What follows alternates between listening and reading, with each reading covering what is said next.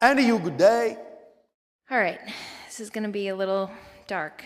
Oh, dark. All right, how exciting.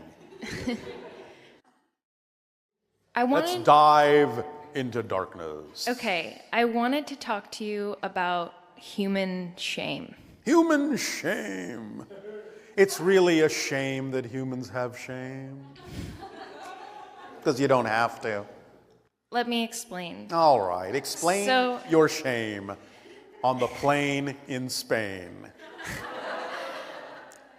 So it feels like to me that I took the quote-unquote spiritual knowledge so far that all of a sudden I hit a wall. And it's like, oh, you also have to conquer your personal power. Well, not conquer, but align with. Right. And in doing that, it's taken me down this pretty dark journey. Such as? For Well, example? for example, the shame. So Yes. exploring shame, understanding shame. Yes. What's so that you can let go of it, yes? Yes, but what I'm having a challenging time with now is Yes. I see it everywhere. It's like, it Of feels course. like I feel everyone's shame. When you explore something, you see it everywhere because you're on that frequency of exploration. But so what? You're learning about it. How can you not see something if you're going to learn about it? So it's okay to have an experience where you feel so out of alignment and you almost don't even see the people you love the way you want to. Yes, it's okay if you're using it for a positive learning experience. So as long as you are not allowing yourself to get stuck in it, so to speak, by worrying about the fact that you're having the experience, you'll use it in a positive way instead of a negative one. So how would you imagine I could unstuck myself? I just told you. You understand that you're doing it for a positive learning experience. And then you'll have an overview of it rather than feeling immersed in it. You'll become more neutral as an observer of it without necessarily having to take on the qualities that you're observing. Unless you want to do it to whatever degree you need to, just to understand what the experience is like. But you'll still understand that that's why you're doing it. It won't be something that you're unconscious of doing. It'll be something you're conscious of doing for a reason. And therefore you'll remain relatively neutral or objective in the exploration. You won't get caught up in it. Okay. So you have to look at it that way. I feel that I do see it that way, but it still seems very scary to me. Then you're not looking at it that way. But again, you can understand it's all right to be scared if you understand that it's a temporary experience for learning. Let me give you an analogy. Okay. Do you like roller coasters? Yes. Are you temporarily scared when you're riding them? Yes. But the ride is over at one point, isn't it? Yes. Did you have fun being scared for a while? Yes. Then you're on a different roller coaster, that's all. You're on the shame coaster. I just can't imagine what type of person I'm going to... That is the issue. You can't imagine it, but you can. You just need to let yourself imagine how it could be used differently and what you could learn from it in a positive way. So when you say, I can't imagine it, you're stating that as if it's a fact. It's not a fact. It's an opinion. It's a belief. It's a perspective. It's not a fact that you can't imagine how it could be something that you could learn something positive from. You can. What But about... you are not believing that you can. I think for me, it's being able to see the person I'll be when I come out of it. I feel like I'll and be what would allow you to do that? What kind of perspective would you have to adopt that would allow you to have the kind of perspective that would work for you when you come out of it? Use your imagination right now. Okay, ask the question again. Thank you. Wait, can you ask it again so I can give you the answer? Can you use your imagination to imagine what it would look like and what it would feel like to come out of it with the lesson learned and then move on? Can you imagine seeing yourself do that? Yes, I would imagine I would be more like you. There you go. Then why don't you just be more like me? and then you'll be able to do it. All you have to do is imagine the version of yourself and see that version of yourself doing it, and then do what she does. Behave as she behaves, think as she thinks, feel as she feels, and you will be her. And it's okay that there might be a little bit of a process? Process is the entire point of why you're having a physical life. The process is the point. As you've heard on your planet sometimes, the journey is the destination. It's the whole reason why you're having a physical incarnation. Because you want to experience the process of change in order to have a deeper appreciation of it. So the process is the point. Whatever's happening at the moment, there's nowhere more important to be. Be in the process. That's the whole point of why you're experiencing it. To learn from the process. To change yourself and discover something new about yourself from a new perspective. You can't have a new perspective and a new discovery if you don't have a space-time process of some sort. Now, true, on the spirit level, it's a lot less, but on the physical level, it's a very specific kind of space-time process that allows you to have the experience of discovering something new and feeling that you have changed. If things were timeless, there would be no change. Yes? Yeah. So in order to experience the grandeur of change, the great ecstasy of having made a breakthrough, a realization, a revelation, you have to have a process of change. So I'd like to expand on that a little more, if that's okay. Of course. So one of the aspects that I've been exploring that I feel both excited and also really uncomfortable with is shame as it pertains to people who have committed what we would say as evil or bad. Or... All right. Let me stop you there for one moment because we need to clarify something here. Sure. There is a natural vibration within you that is a self-correcting mechanism that urges you back into alignment with your true vibration, your true self. You can interpret that sometimes as shame.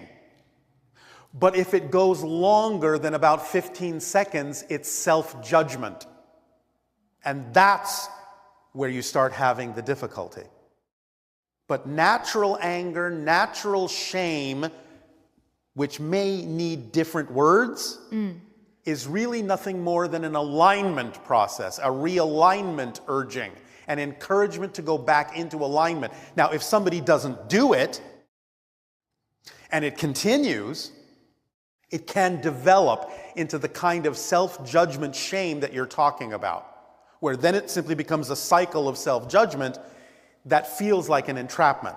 But if you understand that the origin of that feeling is simply a realignment process to what is really true for you, and you don't negatively define it or judge it in that first 15 seconds, you won't actually go into the negative form of shame, of self-judgment for having felt out of alignment.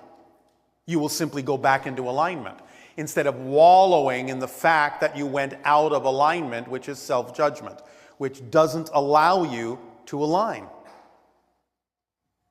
Does that help? Yes, it's synchronistic because I wanted to ask you about perfectionism. Well, you're perfect as you are right now. In the next moment, you will be a different kind of perfect. But whatever you are right now is a perfect version of what you are. So you can't be a more perfect version of what you are right now. When you change, you will be a different version. And that version will be perfect for what it is. But perfectionism in the sense of self-judgment, again, goes back to the idea that you're not good enough as you are. So what permission slip would you give to me or to humanity about this judgment and this realizing it's okay to come out all of right, alignment? there are many different kinds, of course, of permission slips that you could find yourself attracted to, but I can give you a very, very, very, very, very, very basic and very simple one if you wish. I'll take it. Get over yourself. Get over yourself. So what? That's the mantra. All right, I went out of alignment. So what? I recognize that now. Is that what I prefer? No. Do I prefer to go back into alignment? Yes. Done. So where does all the seriousness come from?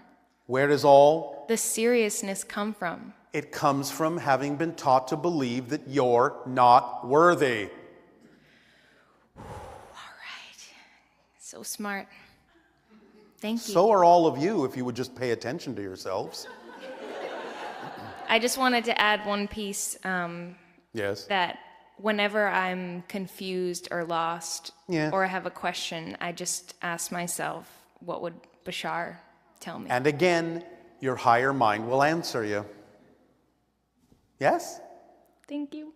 You're welcome.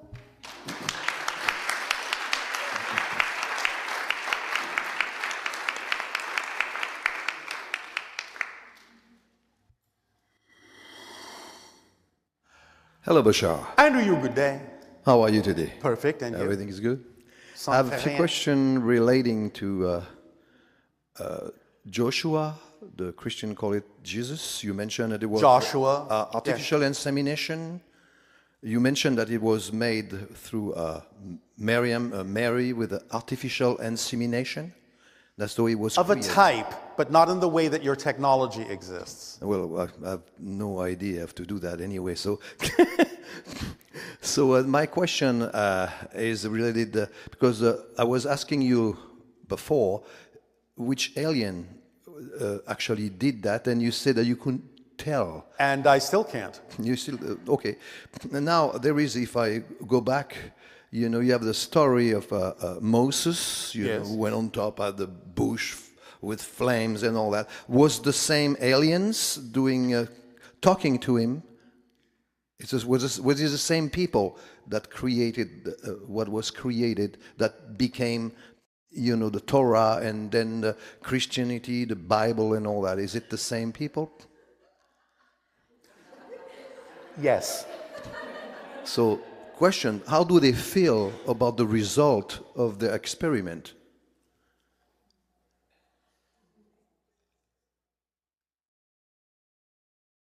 Since many of you are now beginning to wake up and ask these questions from a higher level, they feel quite good about it. But it took a while. Okay. So that makes total sense. I know. You know. Now I went to some, you know, I'm actually a Buddhist, but I went to some Torah reading, you know, Yes. for Messianic Jews, you know. Yes, yes, and they explain different story because most of the Bible come from, you know, the Torah and all that. And they have things talking about the fallen angel that you mentioned were the Anunnaki. In a sense, yes. That's one of the ways to translate the story, is that the Anunnaki who came to Earth and used their genetics to create Homo sapiens were looked at by the greater portion of the Anunnaki, in a sense, as having done something out of alignment with their civilization. And so you could consider them, from one perspective, to be the fallen angels. Oh, I see. Because they seem, these people, I'm talking about studying those things, to think that it's kind of evil. Those fallen angels, they are like evil. It's not so much evil in the classical sense, again, as it is simply the idea of acting out of integrity, acting out of alignment, acting with negative energy. And they ultimately came to terms with that.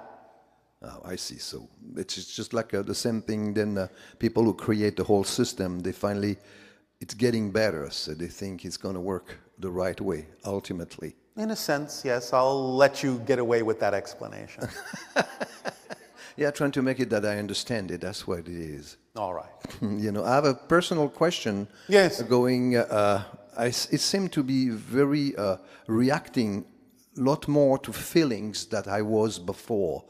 You know, it's just if Reacting to I'm reacting. feelings? It's just, let's say that I watch a movie, let's say, yes. and there is a scene that is kind of sad, and I feel very sad, and I used to just watch, and it's sad. So you're developing a stronger sense of empathy. Yeah, no, but it's kind of it's kind of a bothering after a while. It's hard to handle sometimes, you know. Now, I'm going to put this in a certain way just because we enjoy joking with you. Yes, I love that. So please understand that this is just a joke. You're becoming slightly less French. I'm so glad, you know, because I was feeling heavy lately, you know. It's just Anyway, I really thank you so much for all the informations. Okay. And thank you for allowing us to tease you a bit. Oh yeah, I always like the way you tease. You know, all so right. I always love it. So you're the best. Bye-bye. Au revoir.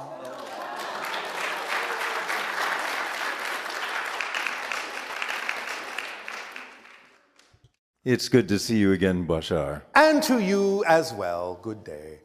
Yes, I have several questions, and I'm not sure which to answer first, but one thing that occurred to me just as I was sitting before I came up here, other than the ones I wrote down, was a personal thing about my memory of being part of Atlantis. Yes.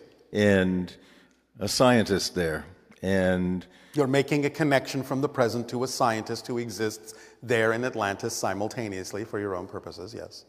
It's not you as a person. Right. It may be the same oversoul that you're an extension of, and that being is an extension of. And from the oversoul level, you could say, those are my lives. But from the human individual level, you've never been that person. They will never be you. Okay. But you're making that connection. So how does it serve you to have that connection? What are you learning by having that connection? Well, I'm doing science now. I am a scientist All today. Right. So you're drawing from that person's experience. Yes. To guide you in doing science in the way that would work best for this age of transformation on Earth? Yes. All right. And so in doing what I'm doing now, we have crystals that we've created that enhance life force. All right. And that are permission slips that allow someone with the belief system to enhance their own life force. Well, yes, but we've done thousands of experiments with plants. Yes. And the plants grow better, healthier. Yes. With certain crystal forms. Yes, but the plants also know what it is you're attempting to do and will agree with your belief systems and show you the reflection of that. They know what they're doing. Well, yes, but we have done blind studies too. It doesn't matter. You can't blind the higher mind. Thank you. So we also, I spoke to you before about the location parameter of things. Yes. And I wanted to know, and you said you could do it acoustically or electromagnetically. For the experiment that we described, yes. Yes, and I remember that experiment, and we're going to pursue it as soon as we can. All right. It's complex for us with our present technology. If you say so. But, well, anyway. We made it as simple as we could. Yes, well, thank you for that. You're welcome. What I wanted to ask was, what is, in both the acoustic and electromagnetic domains, what is the frequency domain of that location signature? What is the frequency domain, you know, in hertz or cycles per second? Is there a chirp or is there a, what is it? What does it look like? What does it look like? Well, if you beam a... What does the frequency of an object look like to your instruments? How do you measure it? It's going to be a part of that harmonic.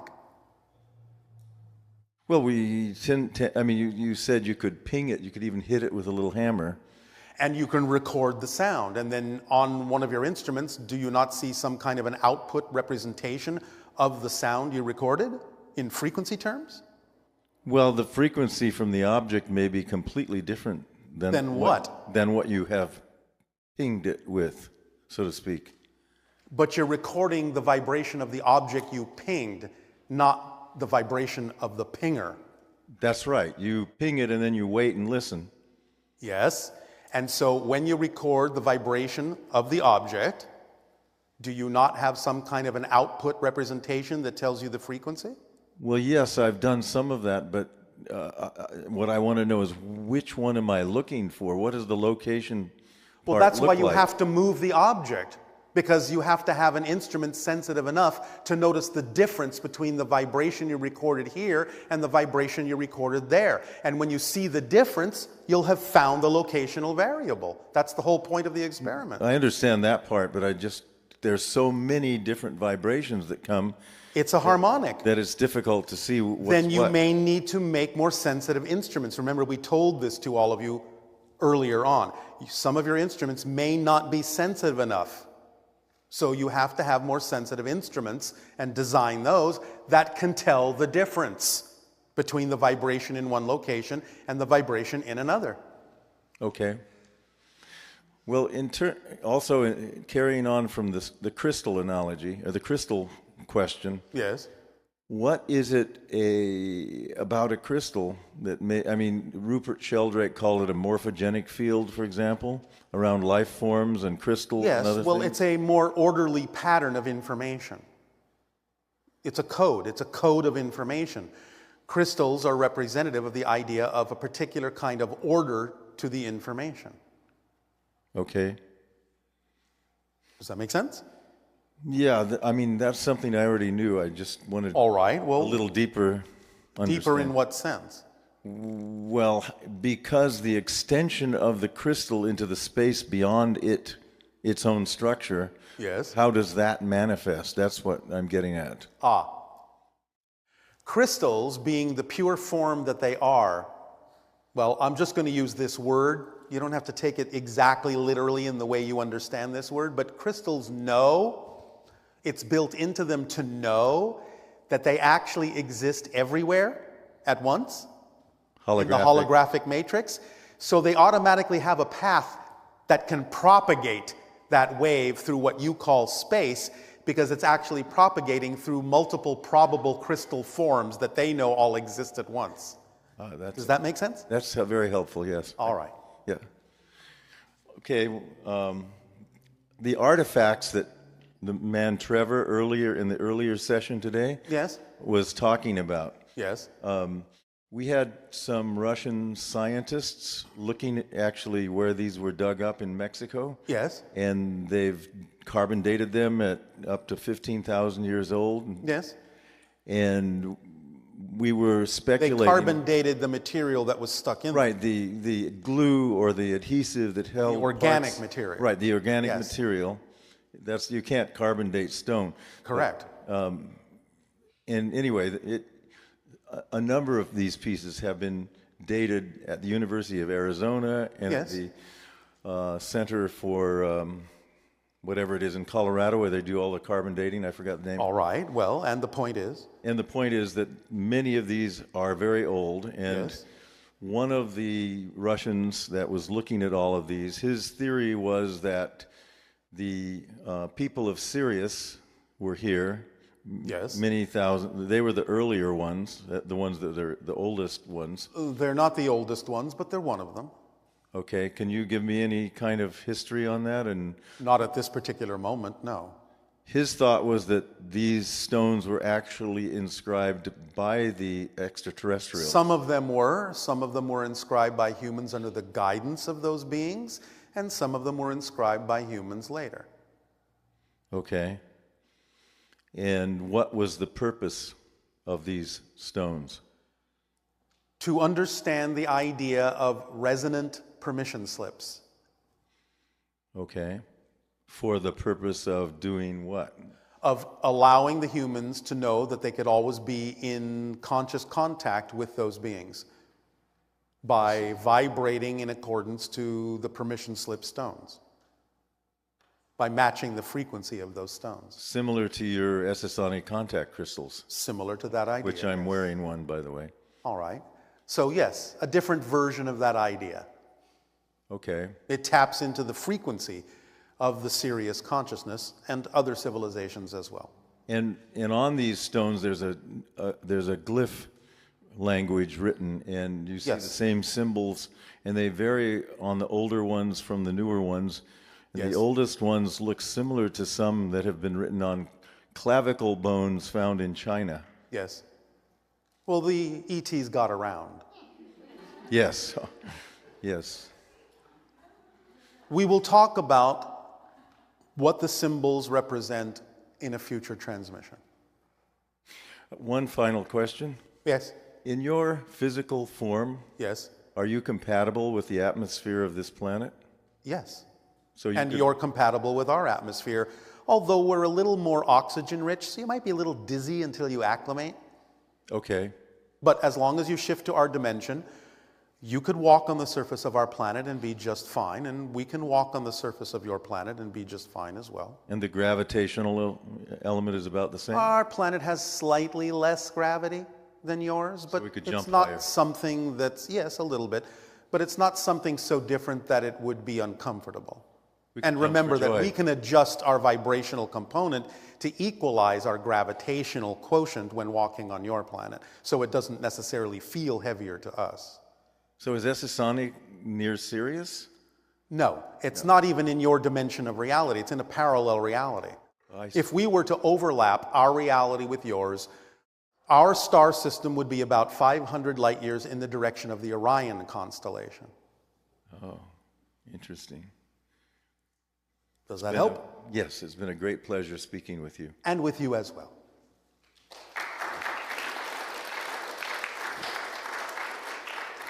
Good day, Bashar. And to you, good day. So Darryl brought up a question during lunch, and I thought it was a very good question. When you do a frequency reading, what are you actually reading? We are reading a combination of frequencies that you give off that represent many different things. Some of it represents what it is you believe. Some of it represents the probabilities you're willing to consider. Some of it represents the idea of the actions that you take. Some of it represents communications and connections you have to other beings. It represents many different things, and we read it as a collective vibrational harmonic. Great. Can you tell me the frequency that I have right now? At this particular moment, 167,842 cycles per second. Thank you. Yes. That's very precise. Earlier, when Nicole had asked you about your instruction manual, you said there's a higher consciousness of the Sirius civilization. Can you share a little bit about that? The higher consciousness. What your instruction manual is? Oh, the instruction manual is what we've said. The same? The idea is, first of all, there's the activation principle. You act on your passion to the best you can with no insistence or assumption on the outcome. That activates the kit. It becomes the driving engine that moves you through life. The organizing principle of synchronicity in a positive way gets activated. It becomes the path of least resistance, so you don't experience effort moving through life. It becomes the path that supports you in whatever form of abundance you need. It becomes the path that connects you to all expressions of your excitement that are relevant for you in your life. It absolutely leaves nothing relevant out whatsoever. It becomes the reflective mirror that reveals to you anything within your belief system that is out of alignment with your passion, so you can let go of that belief and bring that energy back into alignment. And then by staying in a positive state, no matter what happens, and extracting the positive benefit from it, that's the entire instruction manual. We can always, as we say, go into greater detail in each of those instructional points and talk about the idea of how you can wrap your mind around them a little bit more clearly, but there are no more instructions. That's the entire description of the structure of existence, along with the concept of the 5 laws, and the idea, therefore, is that there are no more instructions. That's a complete manual, and it contains everything you need to understand. And it only requires understanding it in order to experience the effect of it to your advantage. Okay. I just wanted to make that distinction if there were any additional things for you, but Nope. no, I appreciate that. Again, the additional things are simply deeper explanations Okay. of each of those instructions, but there are no more instructions. Okay. And then you had, the other questioner had requested about the angelic realm, and you said that's the first reflection. Yes. What's the second? Well, the second reflection would be what you typically refer to as kind of a sub-angelic realm. You talk about yourself, different levels or layers of angels in your own understanding, yes? Yes. You say there are certain kinds of angels, Right. archangels, seraphim, so on and so forth, cherubim, so on and so forth. So the reflections spread out farther and farther into different ripples and expressions and multiple reflections of those things. Then it goes into things like universal reflections and galactic reflections and solar system reflections and parallel reality reflections and individual planetary reflections of consciousness and individual soul reflections and oversoul reflections and so on and so on and so on, down to the idea of individuated physical incarnational reality reflections. So again, it's a rather slippery system, not really an exact hierarchy because these vibrations can blend and fuse, and you can choose to highlight a particular level of frequency and say, well, that is the galactic level, or that is this council level. But you're the ones kind of extracting what you need from that. It's a relatively smooth spectrum of frequencies. Okay. You can create dividing lines where you need to for your own archetypal understanding, and other civilizations may create different dividing lines. All about perspective. And then the first level of mastery, when Willa gave us that meditation, when we go into the forest and a tree. And you're sitting between the tree and the river. Now, that's what I wanted to get clarity. Living in California, we don't have a whole lot of rivers. So any babbling brook will do, even an artificial one. Okay. It's still water. That's my question. Perfect. There you go. And then, so I had an experience that I felt like I saw the when you're shifting kind of like the realities, I don't know how to explain it, where it slowed down, the frame slowed down. That's because you're actually speeding up and matching the frame rate of physical reality. So they seem to slow down. It's not too dissimilar from your Einsteinian principle of time dilation. When you go faster, things seem to slow down around you because you're matching the frame rate. Yeah. Yes? Yeah, and so Have you ever taken a strobe light and done that with something that's moving?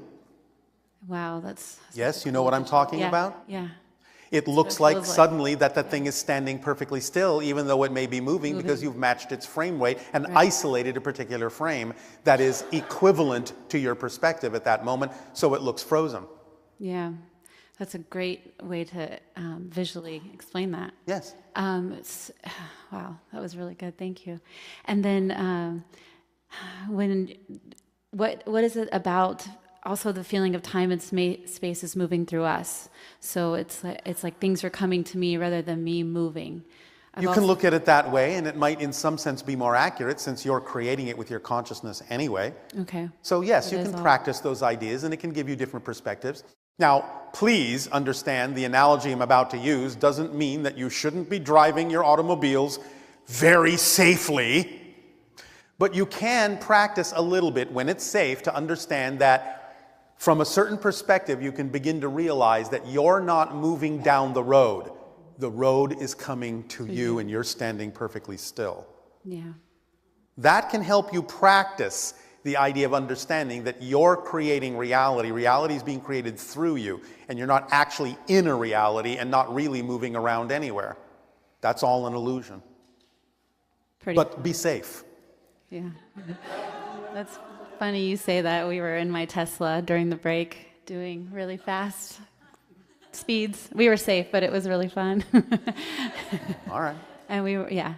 And then my last interest is this connection that I have with dolphins and whales. Yes. It feels like there's something shifting with them right now, and I don't know how to really describe it. Is there something you can speak to that?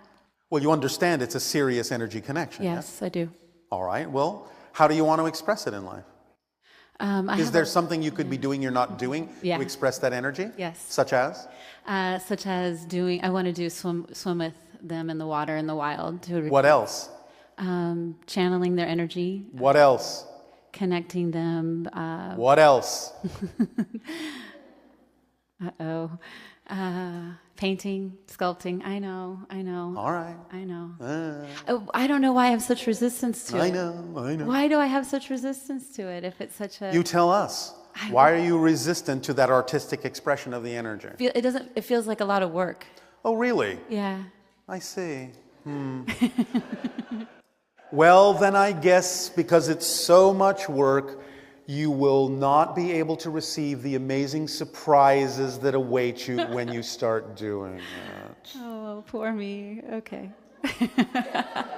I guess you'll just have to suffer. I know, that's so silly. Okay, I'll do it. I'm ready. Up to you. Okay. But I guarantee you, you will be astonished at what you see in those mirrors because that's what art is. Yeah. Yeah, that's so interesting. It'll awaken and open up a whole new reality to you. Okay. Does that not sound exciting enough? I guess a little. It does. Little. Thank All right. you. Yeah, it does a lot. Thank you, Bashar. I love you. You're welcome. Bye-bye.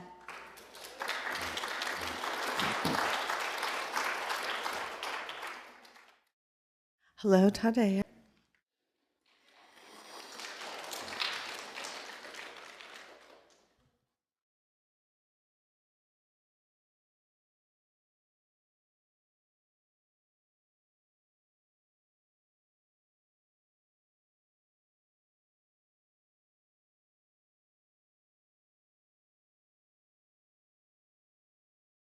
Hi, Bashar.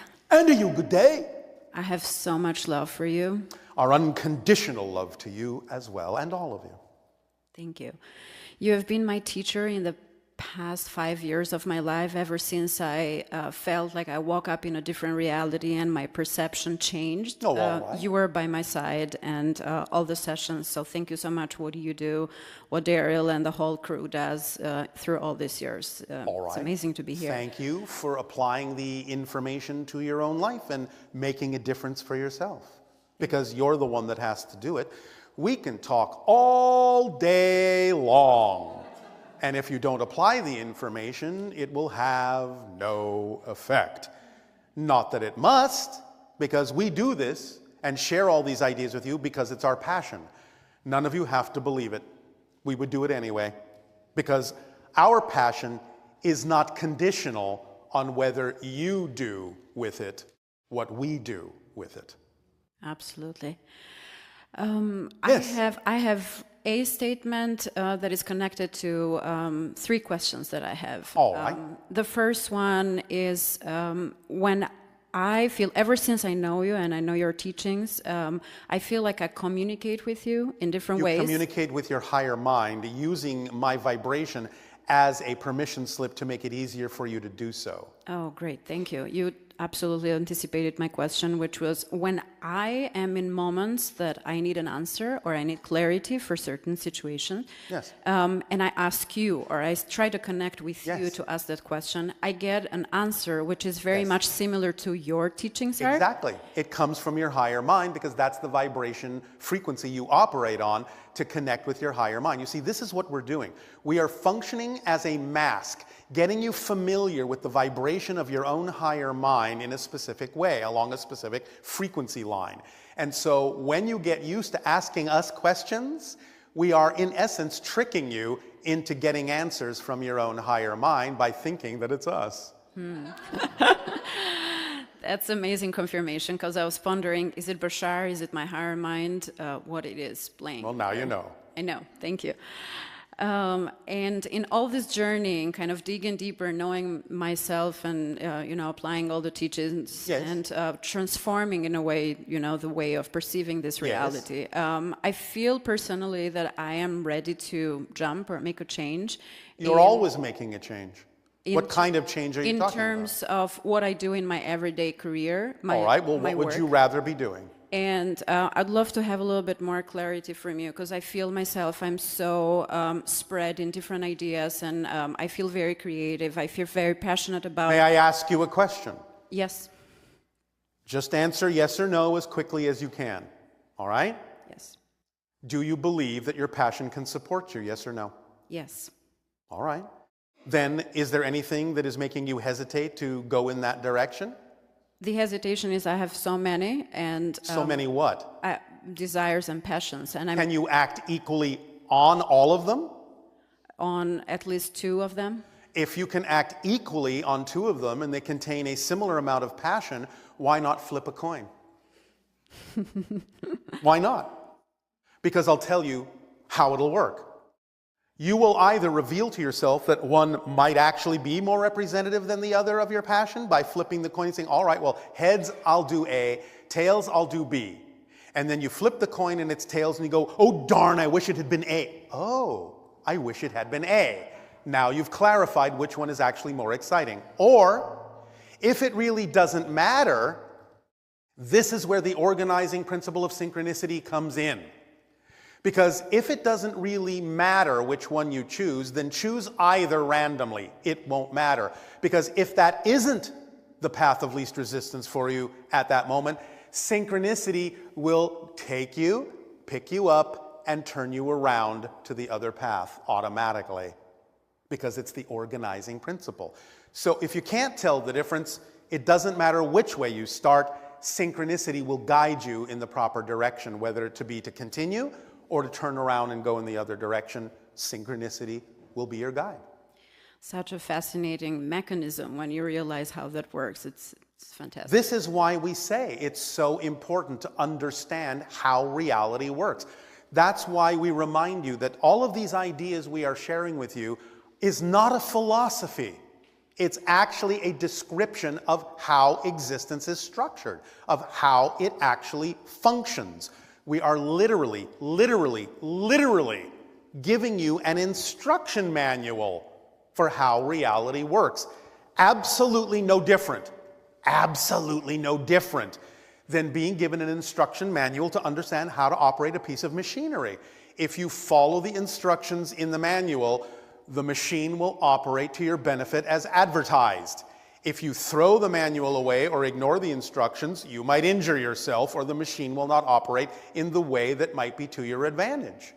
So if you understand that acting on your highest passion to the best you can, with no insistence on the outcome, activates all the tools in the kit, and it's a complete kit, leaves nothing out, will completely support you and open and function automatically, and then you remain in a positive state no matter what happens, knowing that it must be there for a positive reason to serve you somehow, you have the entire instruction manual. We can spend hours and days delineating the details of each of the instructions, which is what we've done for 35 of your years, but there are no more instructions in the manual. That's the entire instruction manual. It's that simple.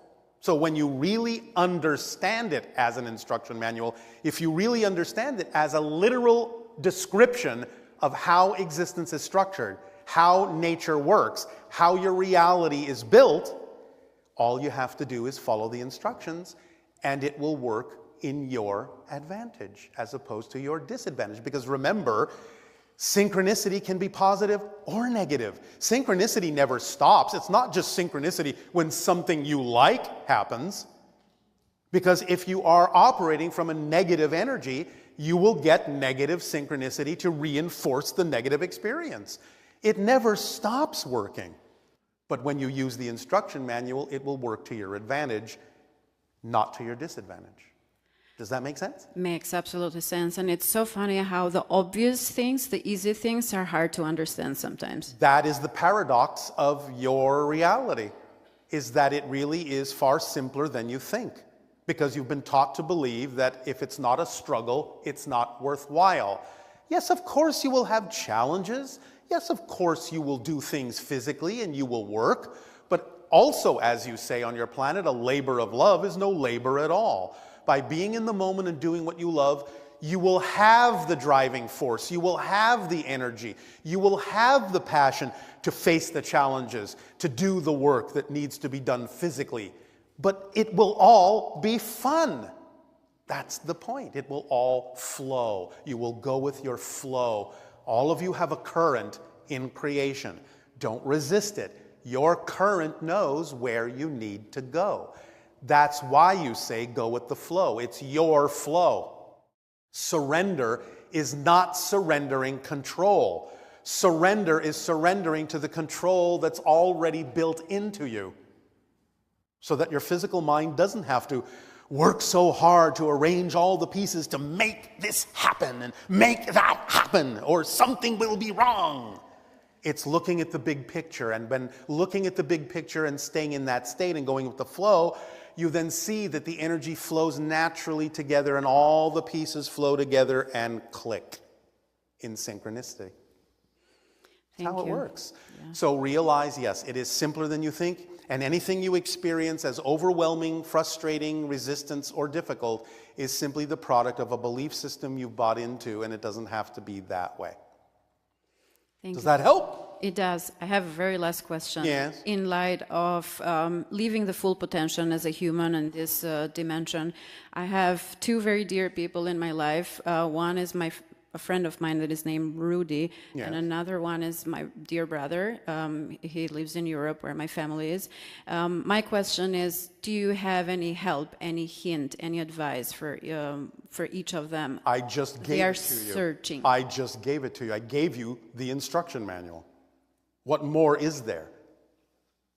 If they are willing to understand the instruction manual, it will be of great help to them. If they're not, you have to allow them to live their own path. But that's the information that all of you can use to your benefit. There is nothing else. It's that simple. Don't overthink it. It is. Does that help? Aveo. Thank you, Aveo.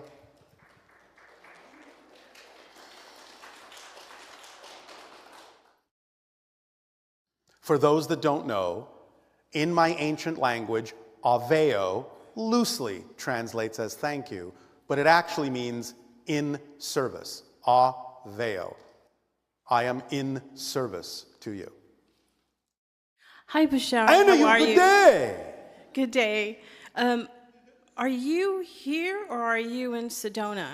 I am in my ship above Sedona. What is happening here is a vibrational linkage, you would call a telepathic connection, so that the thoughts that I am having are mirrored and translated by the channel's brain, who has altered his frequency to be something closer to mine, so that we start vibrating together in harmony like tuning forks, and you get a translation of my thoughts through his energy.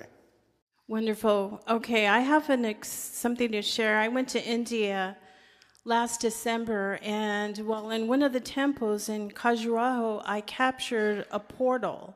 Yes. And there's a being that's observing us. I didn't realize I had captured it until I came back. How can I communicate with this being? Do you remember what that felt like, being there? Yes. Then you're in that vibration. It may not feel identical to what it felt like then, but remember, here's the trick. Do you understand the principle that you cannot perceive what you're not the vibration of first? Yes. Do you? Yes. All right. So if you can remember what that felt like when you were there, doesn't that mean you actually have to already be in that vibratory state in order to even be capable of having the memory? Absolutely. That's the trick. Get it. If you can remember it, it means you're already in the state. So being in that state, I can also open up a dialogue Yes. with this being Yes. not being there and be receptive to communication. You can ask your higher mind to help facilitate the connection if that helps you. Okay. But that's all it takes. I'm in the state because I'm remembering what it felt like to be in the state, so I'm in the state. I am allowing my higher mind to help facilitate anything I may need to allow my physical mind to be a better receiver of having this connection and communication with that entity that I perceived in that particular portal. Done! Then see what happens. Thank you. Simple as that. It can be as simple as that. Now, if you want to augment it with your own belief system, your own imagination, create a new permission slip for yourself to do so, then do what works for you. You can always augment the basic idea that we just shared with you, because it needs to be designed uniquely for you. So if what we said works for you, that's fine. But if you find your imagination altering it, let it. Because it's telling you, your higher mind is telling you, you need a little more of this, maybe a little more of that for you.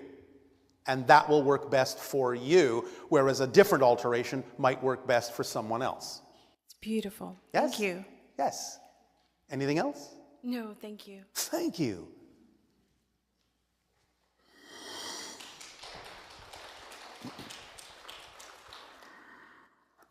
Hello, Bashar. And to you, good day. Bashar, so you spoke about portals, and you described the energies behind the portals Yes. here on the West Coast. Can you tell me a little more about Sedona? I've driven through there numerous times, but what I want to know is, does the energy of what it provides, the ancestral energy, does it affect the person regardless of whether they're aware of that? You're talking about ancestral energy. So are you referring to the idea of the portal in Santa Fe or Yeah, Sedona? Santa Fe. Santa Fe. Yeah. And so your question with regard to the idea of the ancestral connection is what? So I'm wondering if the energy that you described is transmitted through the Santa Fe portal. Did it affect me even though I wasn't aware that it was even a portal? Well, yes, of course. You don't have to have a completely conscious realization. If you find yourself winding up there synchronistically, then obviously there is a reason you're there. And of course, you are agreeing to create an effect in your life, whether you're conscious of it or not. But remember, again, these things are created in your energy by your own choosing. So it's not affecting you. You are choosing to match its frequency and affecting yourself just by being there. Okay. Even if you're not aware of why you're there or what's going on. In the same way that in these conversations we have with all of you, there is a component of this communication that you hear translated as words, but there are many other levels of communication going on between us right now. And a lot of it has to do with matching frequencies that we're giving off by altering the channel's electromagnetic field so that you can pick up on those vibrations that might be more representative of you being in more alignment with your higher self. You may not know you're doing this, but you are to some degree. So when we have new understandings, when we do self-introspection, and we have new understandings, and the understanding is that there's positive energy and negative energy. Is it that the positive gets amplified and the negative, and it overwhelms the negative, or does it mean that the negative gets replaced? The idea of an amplification of positive or negative can still be a magnification of the effect.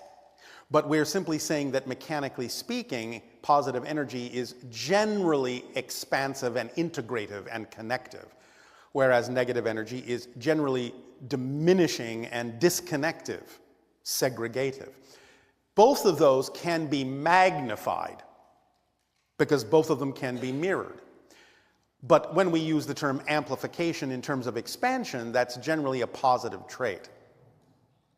Does that answer your question, or is there something else you wanted to talk about here? So if I realize through a new understanding of something, it puts me in a state of being that I feel is more positive. Yes.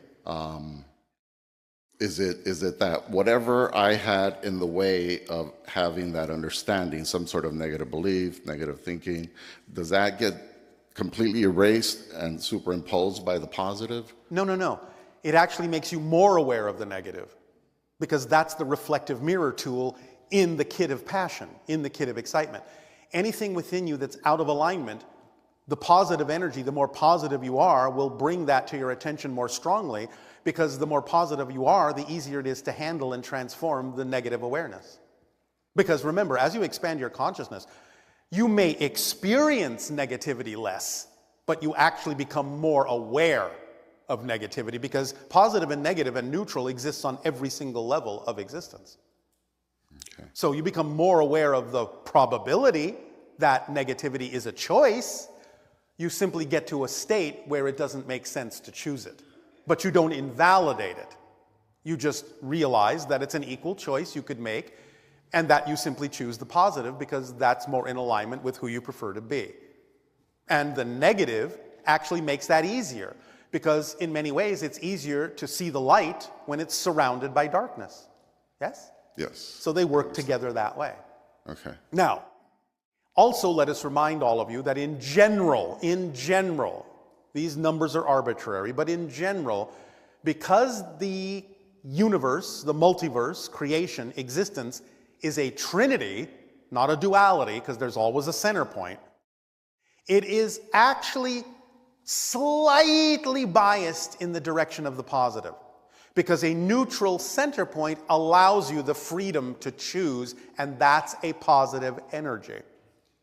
So you could say that existence is actually, again, arbitrary numbers, but you get the point, 51% positive and 49% negative.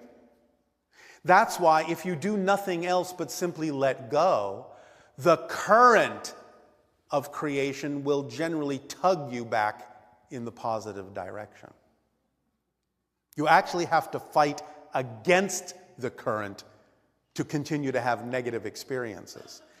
That's called resistance to the flow, because the flow is generally positive. That's the urge, the magnetic pull you all feel to seek and discover and be who you are. It's that current flow toward integration and expansion and awareness. That's what drives you. Yes? Good. Make sense? Yes. Does that help? Yeah, so let me ask you, Yes. for the most part, your message, the message you put out Yes. is definitely in the positive. Yes. It's the instruction manual that allows reality to work to your advantage in a positive way. It's a description of how to stay in that state so that it is in alignment with who you truly are, rather than in misalignment. So the people that attend here in person, they get affected not only by the message, but also by the energy of being here. If they choose to match the frequency, yes. Can you speak a little bit about the people who are out on watching this through Ustream throughout the world, and they're watching it, but they're not here physically? How It doesn't necessarily always matter, because again, they simply have the opportunity to match the frequency of the concepts that we're sharing with you, because the concepts themselves have frequencies. So while they may not literally physically be being bathed in the bubble of the electromagnetic field that contains that vibration, there are still electromagnetic fields being created as this information is transmitted through your technology to them, because remember, they're not hearing the original. It's translated into electrical impulses and translated back into acoustic ones for them to hear the words. But the electromagnetic impulses are still there and do, at least to some degree, carry the marker of those vibrations. Now, depending upon their relationship in their belief systems to the idea of physical distance, some of them may experience that vibration more and some may experience it less. But that's all based on their idea of what physical distance means. For those that might understand that physical distance is an illusion, they will experience the vibration as if they were here. For those that still have a sense of holding on to the concept of physical distance as something more remote, then they may alter the vibration to also represent the idea that they are in another physical location that's not as immediate as the one that you may be experiencing in our actual presence now. But that depends on the person. Okay. Is there somewhere in Santa Fe thank you for that. Is there anywhere in Santa Fe that you would recommend some physical landmark that would be ideal to visit? Yes, the park in the square. The park in the square. Yes. Okay, great. The center of town. Okay. The reason the center of town is there is because of the vortex. Okay. Yes? Great, thank you. Thank you. Thank you.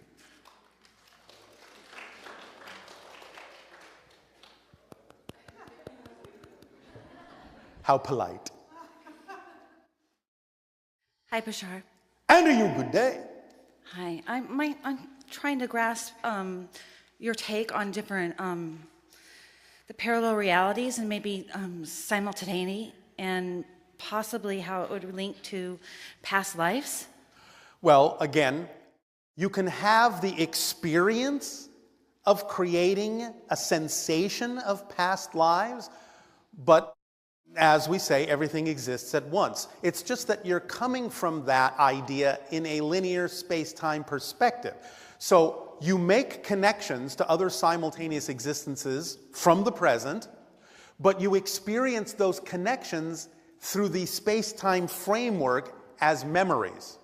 That's the way you translate those present connections to other simultaneous parallel existences, as if they are memories, therefore you assume they're in the past. So would you also say then that if we experience them as a memory, is there an optimum way to grasp that they're not memories, but perhaps now that can take you in this perspective of where you are to a different state of being? Well, do you understand the television analogy that we've often used to illustrate this point? I haven't heard it, but All right, you know that while you're watching your television and you're watching a particular program, yes? You know there are hundreds of other programs playing simultaneously, don't you? yes. But when you change the channel, then you get another program. Now, is the program you were just watching, if it's still playing, is that in the past? Or is it still going on? Yeah. Okay, It's still going on, isn't it? Yeah. And you can change back to it. Ooh, look, click, click, click, click, click, click, click, click, click, click, click.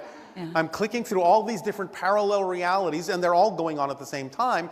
But because I'm doing it through this focused device called a television, I am saying that, well, now I'm clicking to another program, so the program I was watching is now in the past. Even though I know it's actually still going on. Simultaneously, it still exists, but I'm saying it's in the past because that's how I perceive it, because I'm only perceiving one program at a time through this television device. Okay. So the TV device is the substitute for the linear space-time framework that you're looking at these things through, filtering your consciousness through, and therefore you create the illusion that these things are in the past. Therefore, they must be my past lives, even though they're not really your past lives. Yeah, so then it's your focus and your awareness is just on what your preference is at that moment. Oh yes, this is a dynamically changing thing. Many of you assume when people talk about past lives that it's always the same. No, it dynamically changes. Why? Because you dynamically change as a person. And the person you are now may need to connect to other simultaneous existences, and therefore you actually change your so-called past lives as you change. Now, sometimes you will continue to maintain a connection, or more specifically, you will recreate a connection to a particular simultaneous incarnation and make it seem as if, well, that's always been my past life. But in fact, you could unplug from it and plug into something else entirely. It's a dynamically changing thing. It's never static. So in one moment, someone who is sensitive to picking up on those connections might say, oh, well, you have this past life in Italy, in the Renaissance. All right. That may be true at that moment, that you have a connection to that simultaneous incarnation. But 5 years from now, or even 5 minutes from now, if you change yourself radically enough, you may say, well, I don't really need that connection anymore. I'll plug into something else now that I'm deriving information and energy from that's more relevant for who I am now. And so you go to another psychic, and the psychic says, no, I don't pick up that you've ever had a past life in Renaissance Italy. I am sensing that you have a life now in revolutionary Russia. It doesn't mean that the first psychic was wrong. It just means you've changed your connections. Yes? Yes. Make sense? It makes sense. Okay, so my next one is with those connections or with parallel realities or simultaneous. Yes. Karma. Can you give your take on karma with that? Karma is nothing but recognizing that you may be out of balance to the energy you prefer to be and doing whatever is necessary to come back into balance. That's it. Okay, that's beautiful. Okay, that's good. And one last thing, if you don't mind. I was thinking of thinking about what you said about the energy centers or the portals. Yes. And using them. Do you pertain certain ones for certain healing certain chakras? Do you ever use it in that way? How do you experience using those centers? Well, as we said, we are positioned in our ship above Sedona because it's the magnifying portal that allows us to filter the energy in such a way that it connects to that arc of other portals in a way that helps us balance the energy on your planet so that you can go through the transformation in, shall we say, a less rocky way than you otherwise might. Yeah, I realize I asked it to you as Bashar, but I wanted to ask how you guys work with Darryl to use that. How we work with the channel? Yeah, with the channel. Because when the channel experiences our energy in this way, all the different things that we perceive fuse into his electromagnetic field for him to use in whatever way is appropriate for him. So it helps him balance himself by remembering what he remembers of the energetic experience of channeling us, and therefore he can apply that in his own life path as well. Okay. Does that help? That helps. Okay. Can I ask one more? That was a question. You want to ask another? Yeah. Okay. No. So if you felt my vibration, could you tell me what center, even if it wasn't on that page, what center would be a good one for me to visit? Say that again. I know. Slowly. I know I'm a little bit nervous of talking in front of the mic, but if you felt my vibration, could you say what would be one of the better vortexes to visit? Are you attracted to one more than another? I would say probably not right now, but I'm sure. Then don't visit them. Okay. When you are attracted to one, visit it. When you're not attracted, don't worry about it. Okay, thank you. I can't really tell you that. You have to decide that for yourself. Because you are, right now, as we read your energy, uncertain. Yeah. So if you want to visit the uncertain portal. Okay. Okay. All right? I want to skip that one. Okay, thank you. Thank you. Okay.